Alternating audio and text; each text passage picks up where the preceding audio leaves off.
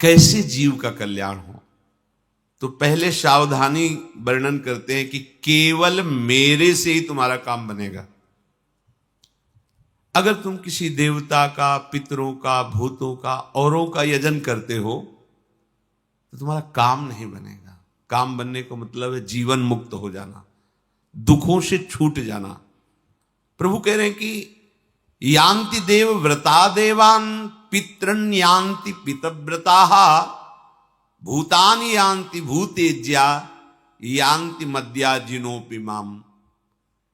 ये जो देवताओं का पूजन करते हैं और ठीक विधान से पूरे जीवन पूजन करते रहते हैं, तो जब इनका शरीर छूट ठीक विधान से, शास्त्रीय पद्धति से, तब ये देवलोक को प्राप्त होते हैं, देवता बनते हैं जाकर। और ये बने हुए देवता स्थायी देवता नहीं है। थोड़े दिनों में उनके सुकृत नष्ट हो जाते, फिर मृत्यु लोग है, तो काम बना नहीं ना। जो पितरों की पूजा करते हैं जीवन भर पिंडदान पितर, ये वो अंत में पितृलोक को जाते हैं और वहां थोड़ा सा सुख प्राप्त करके पितरों के साथ फिर मृत्यु लोक को आते हैं। और जो भूतादि की उपासना करते हैं वो भूत बनते हैं। जो प्रेतों की उपासना करते हो प्रेत बनते हैं। परंतु जो मेरी उपासना करते हैं वो आवागमन से मुक्त होकर के मुझे प्राप्त हो जाते हैं। जो सत्संग नहीं जिनको प्राप्त है वो भटकाव में बने रहते हैं। सबसे बड़े पितर कौन है? एक क्रम से देखते चले जाओ तो आप पहुंचोगे भगवान नारायण पर। सबके पूर्वज भगवान नारायण हैं, क्योंकि नारायण की नाभि कमल से ब्रह्मा और ब्रह्मा से सारी सृष्टि। तो पितर जो हमारे पूर्वज हैं, सबसे बड़े पूर्वज भगवान नारायण हैं। वो हमारे निकुंज बिहारी प्रभु के एक अंश से हैं। उनके भी अंशी बिहारी जो महाराज है नवनिवृत्त निकुंज में प्रिया प्रीतम जो विहरण करते रहते, दूरे सृष्टि आदि वार्ता, सृष्टि की सेवा में भगवान नारायण श्री हरि विष्णु स्वरूप से पालन करते हैं। ब्रह्मा जी सृजन करते हैं और भगवान शिव लय करते हैं। ये सेवा है।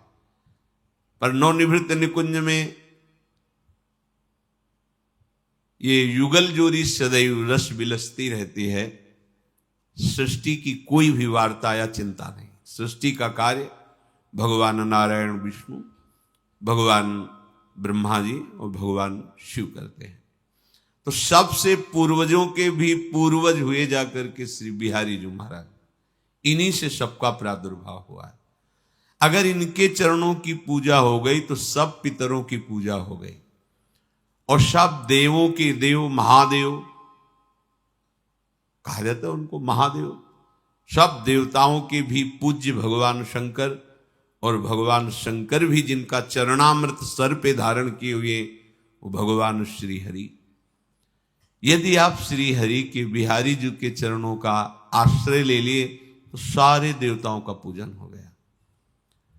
भूतों में सबसे बड़े भूत पंचभूत, इनको भूत ही नहीं कहा गया, इनको महाभूत कहा गया।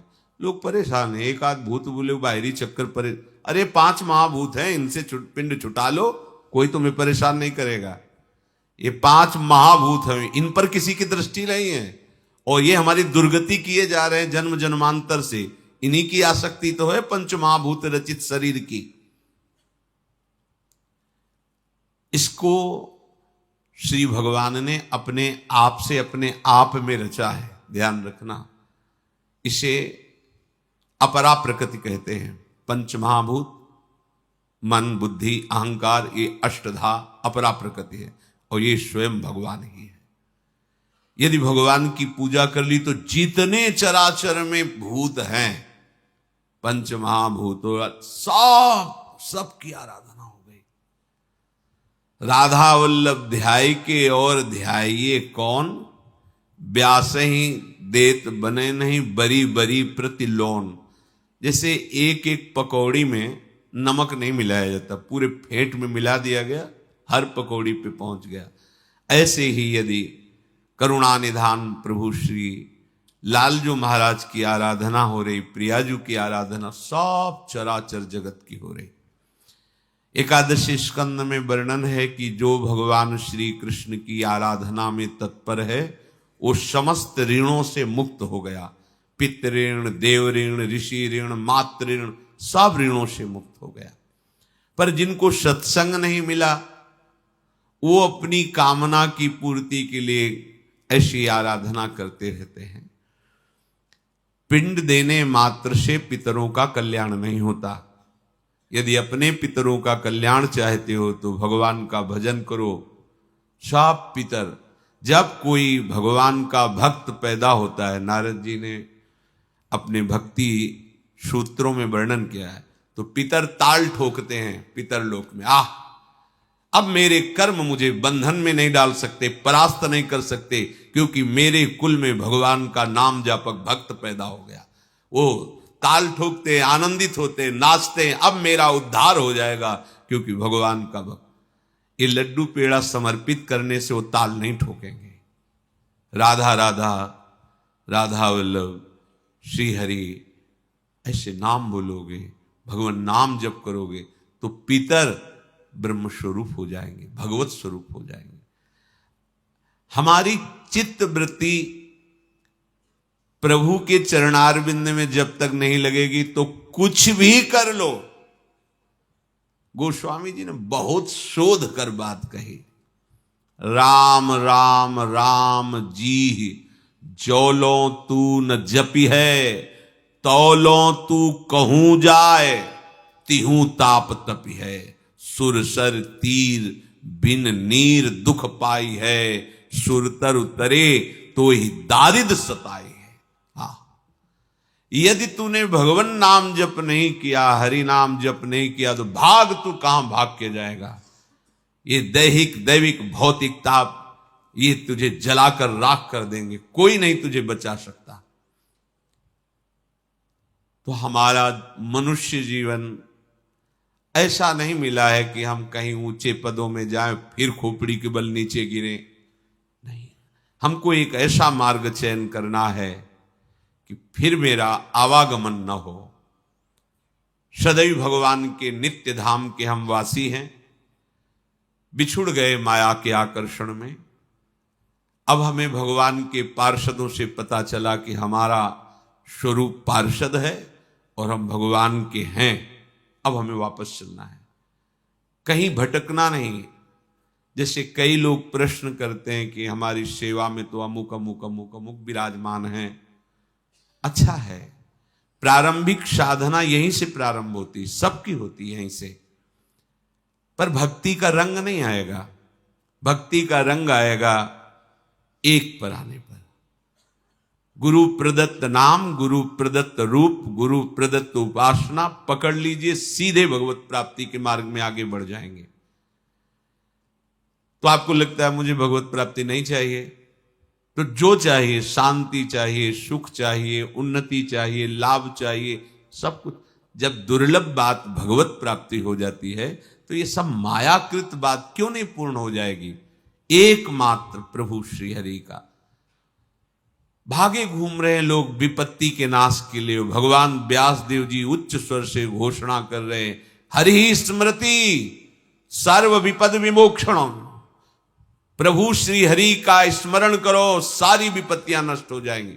मान नहीं रहे, सोच रहे इधर उधर राख जंतुर और कलावा से विपत्तियां दूर हो जाएंगी। बिल्कुल भ्रम में मत फंसो, इन मायाकृत बातों से माया का नाश नहीं होगा।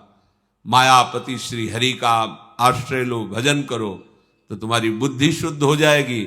शुद्ध बुद्धि से भगवत समर्पित कर्म होंगे। भगवत समर्पित कर्म शुभ अशुभ कर्म को भस्म करके भगवत प्राप्ति करा देगा, परमानंदमय हो जाओगे। प्रभु कह रहे हैं तुम्हारे भाव में यदि ये बात सत्संग के द्वारा बैठ गई है कि सब आराधना का फल है आराध्य देव प्रिया प्रीतम के चरणों की उपासना पाना। हमने कई जगह स्वाध्याय में पाया है कि इतने जन्म धर्म का अभ्यास किया, धर्म से चला, फिर उसको अमुक देवता की भक्ति, फिर उसको ऐसे ऐसे करते, तब कहीं ब्रज में ब्रजेंद्र नंदन के चरणों की भक्ति, फिर ब्रजेंद्र नंदन की कृपा से वृंदावन में आस्था, फिर वृंदावन के रसिकों की कृपा से लाडली जू के चरणारविंद में शरणागति, लाडली जू के नाम, ये सर्वोपरि राधा किशोरी के चरणों की आराधना प्रीतम सहित, ये बड़ी दुर्लभ बात है। ये नहीं कि हम उपासना कर रहे हैं तो उसी की बड़ाई कर रहे हैं, सब उपासना मेरे प्रभु की है, पर ये सर्वोपम नित्य विहार रस जहां प्रिया प्रीतम मंद मुस्कुराते हुए विराजमान हैं, ये वृंदावन रस, वृंदावन उपासना, ये चरम सीमा, अब बस इसके आगे नहीं है। माधुर्य रस सबसे श्रेष्ठ, और माधुर्य का भी महामाधुर्य रस ये वृंदावन नित्य विहार रस है। अगर इनकी सेवा बन रही है, इनकी उपासना बन रही है, अब आपको चिंता नहीं करना कि आपके पितरों का क्या होगा, आपके ऋणों का क्या होगा, सब मुक्त हो जाओगे।